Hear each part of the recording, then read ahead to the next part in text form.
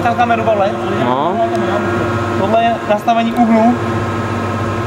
Tohle je zástřih. Při silnějším plechu větší úhel. Tímhle se dělá dílka střihu.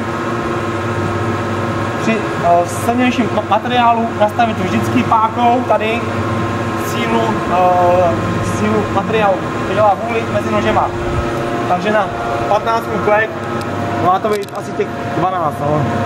1, 2, 1, 4. Teď chceš jít za ten. Doraz. Víte, jak se dělá doraz, jo? Uvidíte. Ale víš? Říkejte jako doraz.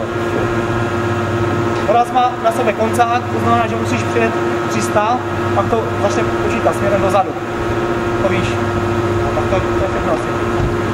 To máš dělení Asi to dělat nebudu, ne? Máš tlačit půra přidržovače. To znamená, že můžu jít jenom půlka a půlka stojí. No. Žárovky, asi všechno. Tohle nepoužíváte.